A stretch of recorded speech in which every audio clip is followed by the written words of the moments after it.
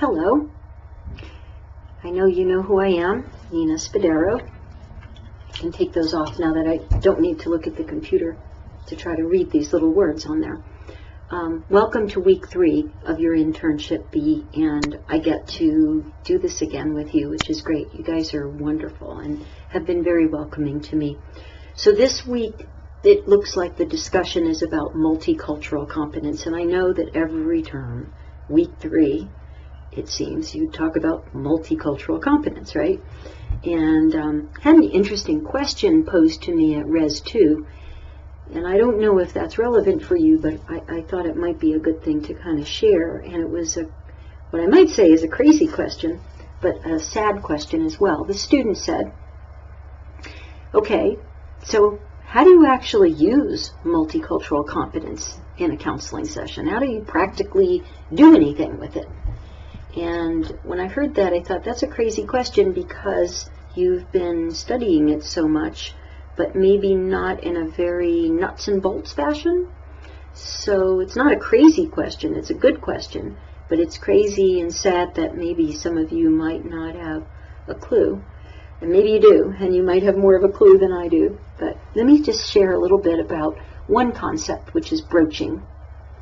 First of all, whenever you meet a person, and this is my Adlerian base that is talking here, you meet a unique individual who has learned about the world and brings to the counseling session their own assumptions about everything in the world. And most of us are not aware that we have our own assumptions because we think our assumptions are fact. Okay? And what I call those assumptions are a culture.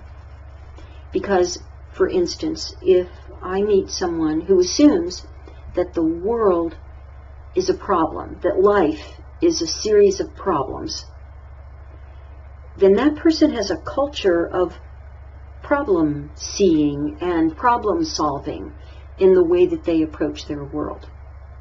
So I'm expanding, well, for instance, there's another way of looking at the world. There's probably 6 million ways of looking at the world, but another way, for instance, might be that another person sees the world of challenge, or a world of opportunity, or a world of excitement and fun and new things that are happening. Each of those represent a different way of seeing the world, a different worldview, in a way. And each person, each unique individual, brings to every encounter their own worldview. You have a worldview, I have a worldview, and so does my client. And until I understand that, I don't know to look for it. So the first thing I need to tell you about multicultural competence is you've got to recognize that people have different ways of seeing the world. When I was studying as a master's student, I did not get that. I did not understand it until in my social relationships I met people who had startlingly different views about school, work, education, and I was startled until I finally figured out, because my counseling teacher taught me about how each person develops their worldview based upon their early experiences and within the social context of their family. I didn't get that, and once I did, boy, a whole new rich world opened up for me. So culture is sometimes limited to the ethnic background of a person, and or the racial background of a person, and that racial background placed in the particular culture that they are in. For instance, African Americans have a very different experience of being black than black Canadians do in Canada. And Africans who move or have emigrated in Europe have a different experience of their racial impact, the impact of their darker skin upon others than they have in this culture in the United States. So it's not just the race, it's also the larger culture, it is religion, it is personal values, it's also how you talk.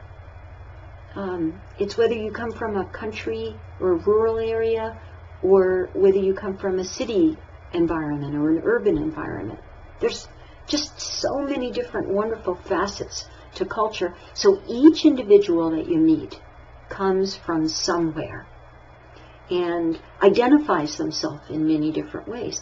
That's the fun of counseling, is to meet this person, and the challenge is, how can you explain to them concepts that you're trying to get across that they might not get. For instance, I'm going to talk about broaching. This is a very important thing. I am a 5'3" Sicilian American female who is 60 years old and was raised in Brooklyn, New York. Okay. I bring a whole set of experiences, maybe assumptions, with me into the counseling relationship that I need to identify only if they seem to clash with someone else's. So let's say I meet a white male who is 6'4" and has grown up in Salt Lake City, which is where I lived for a while, and he is talking to me about dating. Well, the experience of a white male in Salt Lake City's his experience about dating is probably very different than my experience about dating back when I was doing such things, and also where I was doing such things. So I have to say to my client, you know, I just want to tell you, you're going to have to talk to me some more about the limits or the experiences or what it is that you have to do in this culture and what you have to think about when you think about finding someone to date. That's a broach. That's me saying, educate me. And it's also, in a way, educating them, because, like most people, our clients often come from what we call the egocentric fallacy, that everyone is like me. Okay, so that's one very important thing about multicultural counseling that I wanted to share. I could probably talk forever, and you don't want me to, but that's just where to start. That it's real important for you to broach and to be willing to ask to be informed, because you can't possibly know about every single culture until you meet them, and each individual represents their unique culture. So when you have counseling experiences, and you're having them all the time now, meet them. And I can't wait to hear what you have to say about all of this in your discussion this week. So thanks. Talk to you later. Bye.